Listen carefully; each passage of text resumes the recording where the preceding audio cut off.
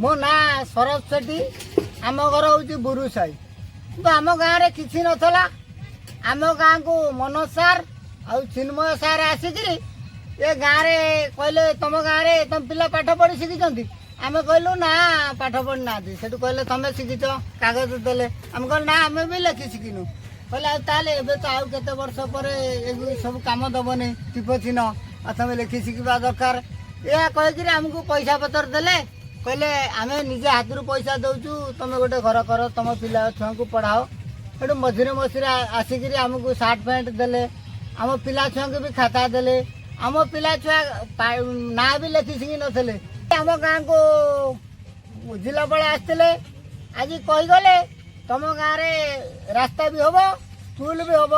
अंगनवाड़ी हम आदि आज होता है आम गाँव में एति लिविंग ह्यूमानिटी ना आम गाँव में आम भी जान नी स्कूल कौन आ गणेश पूजा आ सरस्वती पूजा कौन आ स्वाधीनता दिवस भी कौन जान नु चिन्ह बाबू गाँ गंडाक सब संभाली छुआ पिला स्कूल पढ़ेले सब कर लिविंग सीमांति आम ना हूँ गुरुबार दिगी मुंडे लिविंग आसिकी आमको साहाय्य कर छुआ को भी पाठ पढ़ाऊँ सबू कथार आमको साहाय्य कर तरफ जहाँ पाऊँ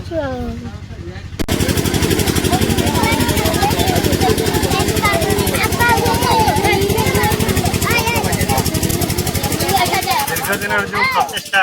संग्राम जारी रही आज रूप नाला भाई लगुच जाजपुर जिलार जिलापाल महाशय और अन्य उच्चपदस्थ अधिकारी मैंने आज गुरुसाई पदार्पण कर कार्यावली विषय जहाँ जहाँ करने कथा कहते लिविंग ह्यूमानिटी चिन्नु भाई मनोज सार रमेश बाबू स्वाधीन बाबू चकुल बाबू और अन्य मानकर जो संग्राम परिश्रम एवं अभियान जारी रही है आज प्रकृतर बास्तव रूप नवा जाऊँगी जिलापाल आज प्रतिश्रुति दे जाती अंगनवाड़ी केन्द्र स्कूल पानी जलर व्यवस्था आउ लोक मान जो लाइवलीहुड बा निजस्व चलवार जो व्यवस्था से करने छड़ा रास्ता स्वतंत्र भाव नड़िया बाड़ी तार शिलान्यास कर एक प्रकार कहले हम ये सब व्यवस्था मध्य आज आमर जो परिश्रम एवं संग्राम था रूपरेखा नाक जाऊँगी स्थानीय बासिंदा गुरुसाईर जो लोक मैंने असुविधा थे निश्चित भाव में पूरण हम तर जहाँ सार्वजनीन विकास कथा आम कह साधारण मौलिक सुविधा जोटा से पाइबे से आशा रही मु मनोज कुमार लेंका मु गुरुसाई शिक्षक भाव नियुक्ति पाई मत लिविंग ह्यूमानिटीर सदस्य मैंने चिन्नु बाबू एवं आमर मनोज धीर आम सार से मत आनी नियुक्ति देते ये गाँव रे प्रथम किसी परिचय नाला परिचय कहले किसी नाला किंतु लिविंग ह्यूमानिटी तरफ आ चिन्नु भाई मैंने आसी ये गाँव ना बुरुसाई बोली आउ ए गाँव को सी तांकर पोष्य गाँव भाया ग्रहण कर नहीं विभिन्न प्रकार कार्यक्रम ये कर चलले ये स्कूल कले ए पिला को खाद्य वस्त्र आणिकी मझे मझे दियंती एठी जो स्कूल हैला परे विभिन्न संगठन आसी बा गणमाध्यम माने आसी एठी धीरे धीरे गाँ बेसी हाइलाइट होगा लगिला किंतु प्रथम एठी लिविंग ह्यूमानिटीर गुरु दायित्व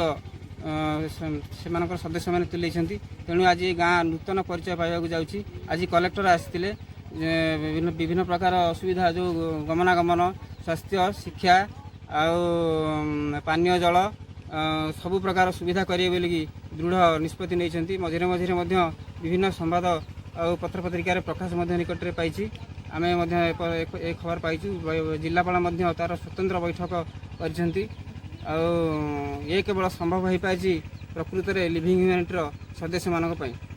ଆଉ ସେମାନେ ନଥିଲେ ଏ ଗାଁକୁ ଆଜି କେହି ଚିହ୍ନି ନଥାନ୍ତେ କି ବୁରୁସାହି ବୋଲି ଗୋଟେ ଗାଁ କେହି ଜାଣି ବି ନଥାନ୍ତେ। ଏବେ ବି ସୁଦ୍ଧା ଲୋକ ଜଣେ ଜଣେ ପଚାରିଲେ ବି ବୁରୁସାହି କେହି କହିପାରୁନାହାନ୍ତି। କେବଳ ଏଇ ଲିଭିଂ ହ୍ୟୁମାନିଟି ତା'ର ପରିଚୟ ଦେବାରୁ ସବୁ ସଂଗଠନ ଏଠିକି ଆସି ତା'ର ନାଁକୁ ହାଇଲାଇଟ୍ କରିଛନ୍ତି।